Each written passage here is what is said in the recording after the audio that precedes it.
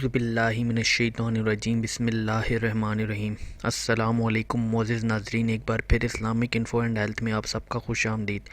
امید کرتا ہوں آپ سب خیر خیریت سے ہوں گے۔ تو دوستوں، آج کا ہمارا ٹاپک ہے حجر اسود کی حقیقت۔ بیسیکلی ہم اس کے اوپر بات کریں گے، اس کی ہسٹری کے اوپر بات کریں گے، اور مختلف روایات میں اس کے متعلق کیا کیا کہا جاتا ہے ہم اس کے بارے میں بات کریں گے۔ تو چلیے دوستوں، اس کو شروع کرتے ہیں، لیکن اس سے پہلے اگر ابھی تک آپ نے ہمارے اس چینل کو سبسکرائب نہیں کیا تو پہلے اس کو سبسکرائب کر لیں اور بیل کے آئیکن پہ پریس کیجئے گا تاکہ آنے والی ہر لیٹسٹ ویڈیو آپ کو ملتی رہے۔ حجر اسود کب نازل ہوا؟ پہلے ہم اس پہ بات کر لیتے ہیں۔ حضرت عبداللہ بن عباس رضی اللہ تعالیٰ عنہ سے منقول ہے کہ حجر اسود اور مقام ابراہیم حضرت آدم علیہ السلام کے ساتھ ہی جنت سے اترے تھے۔ حضرت آدم نے انہیں دیکھا تو انہیں پہچان کر سینے سے لگایا اور ان سے انس حاصل کیا۔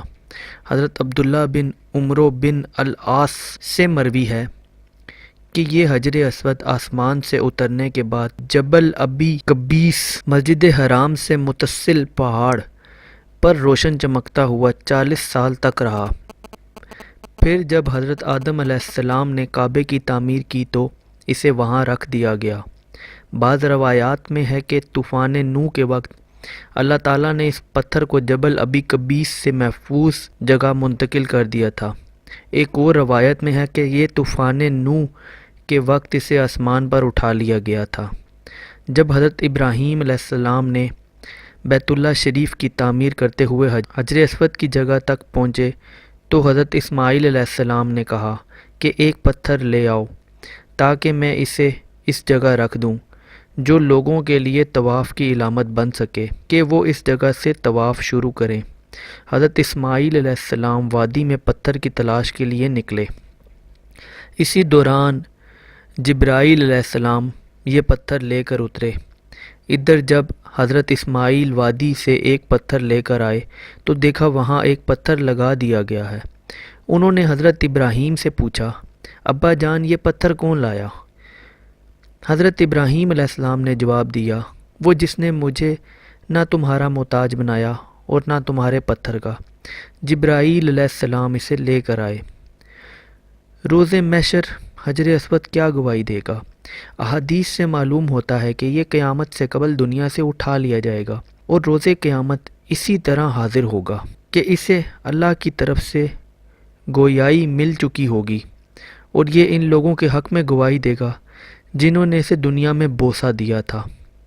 حضرت عبداللہ بن عباس رضی اللہ تعالیٰ عنہ سے روایت ہے کہ رسول اللہ صلی اللہ علیہ وآلہ وسلم نے حجر اسود کے بارے میں ارشاد فرمایا، اللہ کی قسم، اللہ اس کو قیامت کے دن ضرور اس طرح اٹھائے گا کہ اس کی 2 آنکھیں ہوں گی جن سے وہ دیکھے گا، اور زبان ہوگی جس سے بات کرے گا، اور جن لوگوں نے حق کے ساتھ اس کا استعلام کیا ان کی گواہی دے گا۔ دعاؤں کی قبولیت اور آنسو بہانے کی جگہ۔ حجر اسود کی ایک فضیلت یہ بھی ہے کہ اس کو چھونا گناہوں کا کفارہ اور معافی کا ذریعہ ہے، نیز یہاں دعائیں قبول ہوتی ہیں۔ حضرت عبداللہ بن عمر رضی اللہ تعالیٰ عنہ ایک روایت اس طرح نقل کرتے ہیں کہ رسول اللہ صلی اللہ علیہ وآلہ وسلم حجر اسود کی طرف متوجہ ہوئے اور اپنے دونوں ہونٹ اس پر رکھ کر بہت دیر تک روتے رہے۔ پھر پیچھے مڑے تو دیکھا کہ عمر بن خطاب رضی اللہ تعالیٰ عنہ بھی رو رہے ہیں۔ رسول اللہ صلی اللہ علیہ وآلہ وسلم نے ان سے مخاطب ہو کر کہا، اے عمر، یہاں آنسو بہائے جاتے ہیں۔ حضرت عمر نے ایک بار حجر اسود سے مخاطب ہو کر کہا، بے شک میں جانتا ہوں کہ تو پتھر ہے، نہ نقصان پہنچا سکتا ہے اور نہ نفع۔ اگر میں رسول پاک صلی اللہ علیہ وسلم کو تجھے بوسہ دیتے ہوئے نہ دیکھتا تو میں تجھے بوسہ نہ دیتا۔ مسجد حرام میں نہایت محترم، بابرکت اور فضیلت والی چیزوں میں سے ایک چیز حجر اسود ہے جو کعبۃ اللہ کی ایک طرف کونے میں نصب ہے۔ یہیں سے بیت اللہ کے طواف کی ابتدا ہوتی ہے اور یہیں طواف ختم ہوتا ہے۔ بعض احادیث میں اس کے لیے رکن یعنی کنارے یا کونے کا لفظ ہے، بعض میں اسے حجر یعنی پتھر کہا گیا ہے، اور بعض احادیث میں اسے حجر اسود یعنی سیاہ پتھر کہا ہے۔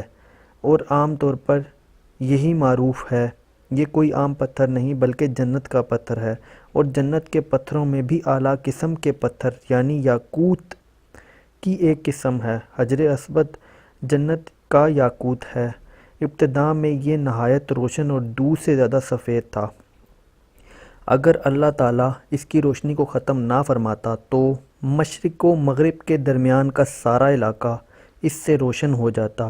اس کی تیز روشنی کے سبب کوئی اسے نگاہ بھر کر بھی نہیں دیکھ سکتا، چونکہ اسے دنیا میں لوگوں کے درمیان رہنا تھا، اس لیے اللہ تعالیٰ نے اس کی روشنی ختم فرما دی اور اسے بے نور کر دیا۔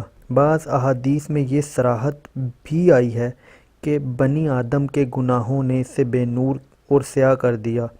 حضرت عبداللہ بن عباس رضی اللہ تعالیٰ عنہ حجر اسود کے بارے میں رسول اللہ صلی اللہ علیہ وآلہ وسلم کا یہ ارشاد گرامی نقل کرتے ہیں، حجر اسود جنت سے ہے۔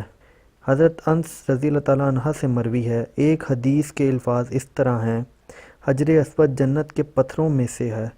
حضرت عبداللہ بن عمرو بن العاص رضی اللہ تعالیٰ عنہ سے روایت ہے کہ انہوں نے رسول اللہ صلی اللہ علیہ وآلہ وسلم کو یہ ارشاد فرماتے سنا، بے شک رکن حجر اسود اور مقام ابراہیم جنت کے یاقوت میں سے دو یاقوت ہیں، یعنی قیمتی پتھر ہیں۔ اللہ نے ان کی روشنی ختم فرما دی، اگر وہ ان کی روشنی ختم نہ فرماتا تو یہ دونوں پتھر مشرق اور مغرب کے درمیان روشن کر دیتے۔ ایک اور روایت میں الفاظ ہیں، اگر جاہلیت کی گندگی پتھر حجر اسود کو نہ پہنچتی تو جو آفت رسیدہ بھی اس کو چھوتا وہ شفا پا جاتا، اور زمین میں جنت کی چیزوں میں سے اس کے سوا کوئی چیز نہیں۔ حجر اسود کی سفیدی، احادیث میں آیا ہے کہ حجر اسود جب جنت سے نازل ہوا تو نہایت سفید تھا، دودھ اور برف کی سفیدی بھی اس کے مقابلے میں کم تر تھی۔ پھر بنی آدم کے گناہ اور کفر و شرک کی گندگی کے سبب یہ سیاہ ہو گیا۔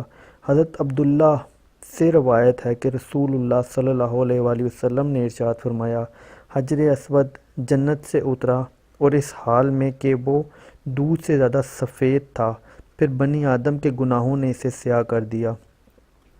ایک روایت میں اسے برف سے زیادہ سفید کہا گیا۔ حضرت عبداللہ بن عباس رضی اللہ تعالیٰ عنہ سے مروی ہے، ایک حدیث کے الفاظ میں اس طرح ہے، حجر اسود ابتدا میں برف سے زیادہ سفید تھا، یہاں تک کہ بنی آدم کی خطاؤں نے اسے سیاہ کر دیا۔ گناہوں سے بندے کا دل سیاہ ہو جاتا ہے۔ بعض اہل علم نے حجر اسود کی سیاہی سے اس نقطے کی طرف اشارہ کیا کہ پتھر جیسی سخت چیز پر انسان کے گناہ اثر انداز ہوتے ہیں تو انسان کا دل کیوں کر اس سے متاثر اور سیاہ نہ ہوگا، وہ گوشت کا ایک ٹکڑا ہی تو ہے۔ تو یہ تھی وہ ساری نالج جو میں حجر اسود کے متعلق آپ تک پہنچانا چاہتا تھا۔ امید کرتا ہوں آپ کو یہ ویڈیو بہت ہی پسند آئی ہوگی، اور اگر ویڈیو پسند آئی ہو تو ویڈیو کو لائک کیجیے گا، کمنٹ کیجیے گا اور چینل کو بھی سبسکرائب کیجیے گا تاکہ آنے والی ہر لیٹسٹ ویڈیو آپ کو ملتی رہے۔ اپنا بہت بہت خیال رکھیے گا۔ Thanks for watching. اللہ حافظ۔